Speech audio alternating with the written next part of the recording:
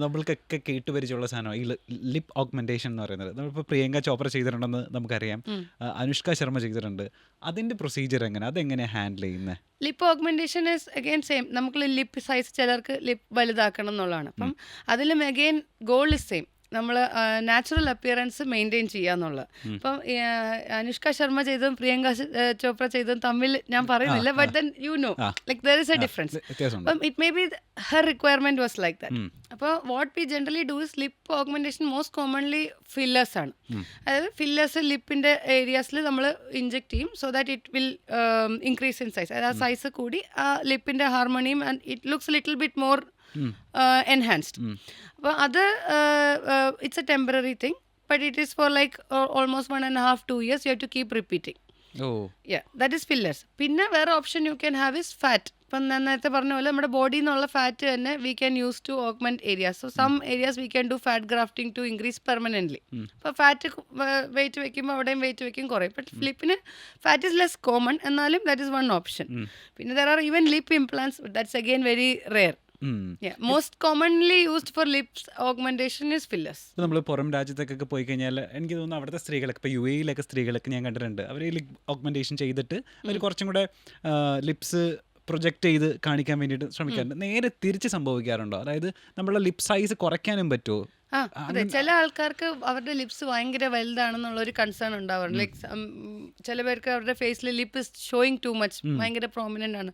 അതിനാണ് lip reduction surgery എന്ന് നമ്മൾ ചെയ്യുന്നത്. അതും ഒ പി ഡിയിൽ ലോക്കൽ അനസ്തീഷ്യയിലായിരിക്കും നമ്മൾ ചെയ്യുക. ബേസിക്കലി ലിപ്പിന്റെ ഉള്ളിൽ നിന്ന് നമ്മളൊരു കട്ട് ഉണ്ടാക്കിയിട്ട് we reduce the tissues there. അതായത് സൈസ് കുറയ്ക്കും. സ്റ്റിച്ചൊക്കെ വായിക്ക് ഉള്ളില്ല, വെളിയിലൊന്നും കാണില്ല.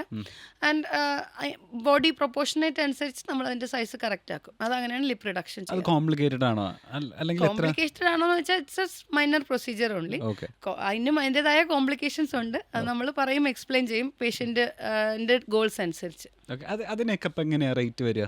അതൊക്കെ വളരെ കുറഞ്ഞത് ഫ്യൂ തൗസൻഡ്സിനുള്ളിൽ ഉണ്ടാവും. ആണല്ലേ?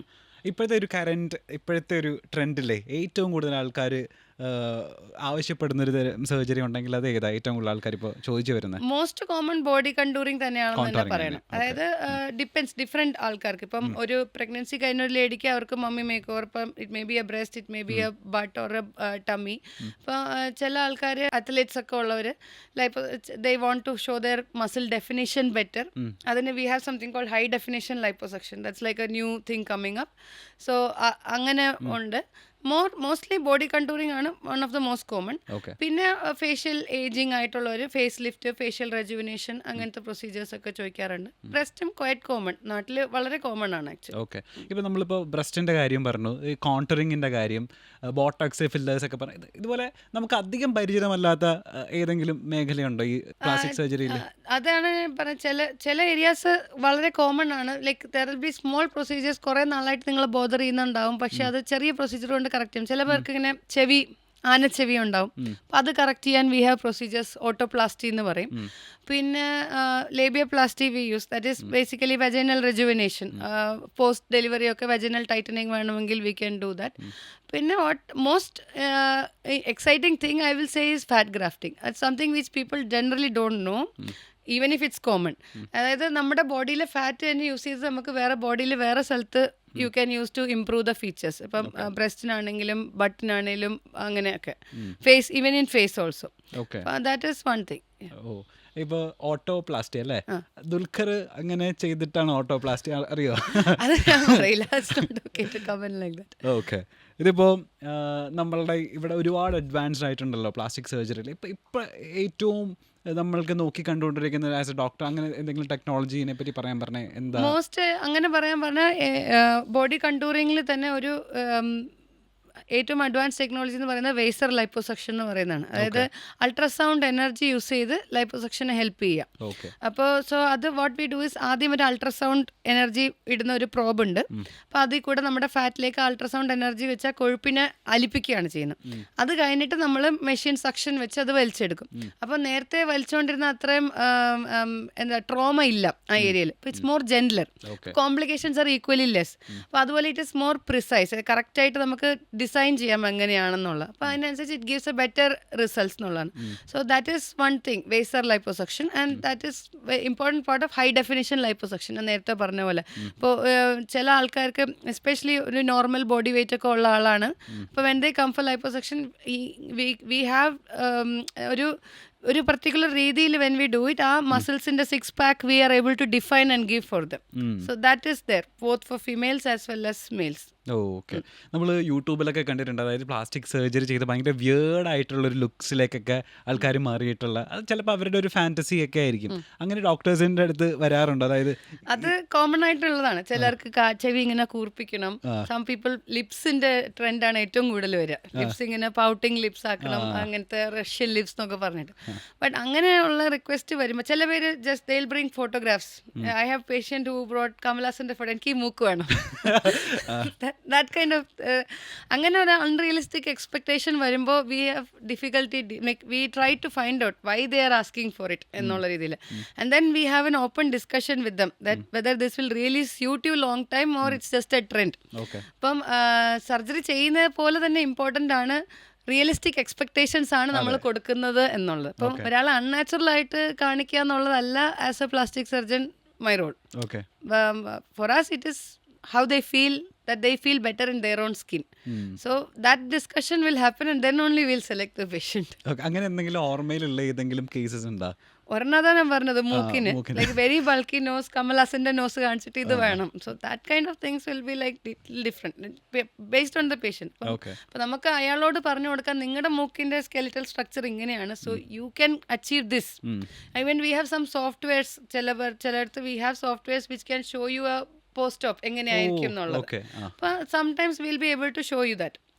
എല്ലാ സർജറീസിലും അത് സാധ്യമാകും? അതായത് പല സർജറിയിലും we have the software, but അത് it's like a double edge sword. Like അത് കാണിക്കുന്നത് it's like a based on a calculation. അപ്പം എക്സാക്ട്ലി അങ്ങനെ ആയിരിക്കണം എന്നില്ല. അപ്പം അതുകൊണ്ട് നമ്മളൊരു ബോർഡർ ലൈനിലാണ് പറയുന്നത്. ബട്ട് പേഷ്യൻസിന് ഒരു ഐഡിയ ഉണ്ടാവാനായിട്ട് എങ്ങനെ ആയിരിക്കും ട്രാൻസ്ഫോർമേഷൻ എന്നുള്ള ഐഡിയ ഉണ്ടാവാനായിട്ട് we do have softwares which can show. Okay. ഇപ്പോൾ ലൈപ്പോസെക്ഷൻ ഇപ്പോൾ എല്ലാവർക്കും കോമൺ ആയിട്ടുള്ള അറിയുന്ന ഒരു കാര്യമാണ്. അപ്പോൾ എങ്ങനെയാണ് ഇപ്പോൾ ലൈപ്പോസെക്ഷൻ്റെ കോസ്റ്റ് വരുന്നത് എങ്ങനെയാണ് ഈ സമയത്ത്?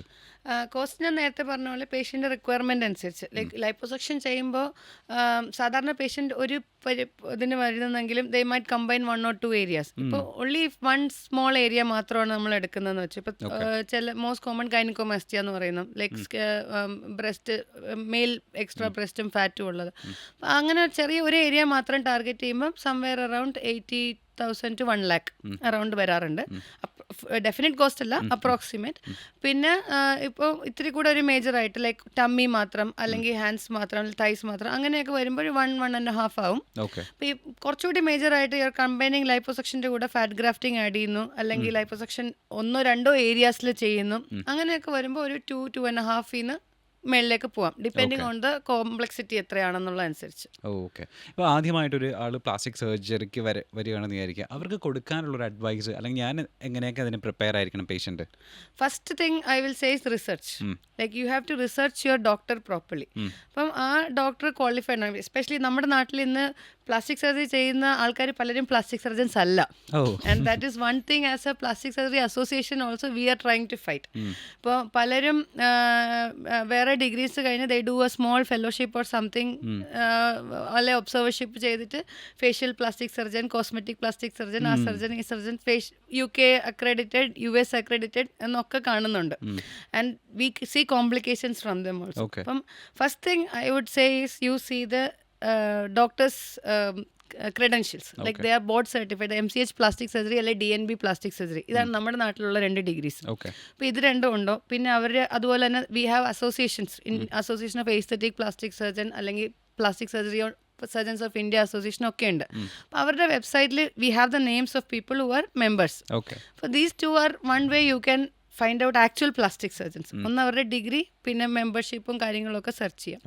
So finding a proper qualified doctor is the first step. പിന്നെ second thing is having an open honest conversation with your doctor. അപ്പോൾ ആ ഡോക്ടർ ഹാസ് ടു നിങ്ങളുടെ ഗോൾസ് എന്താണെന്ന് റിയലിസ്റ്റിക് ആയിട്ട് മനസ്സിലാക്കുകയും should be somebody who listens properly. അപ്പം എന്നാലേ നമുക്ക് അത് കറക്റ്റായിട്ട് കണക്ട് ചെയ്യാൻ പറ്റുള്ളൂ.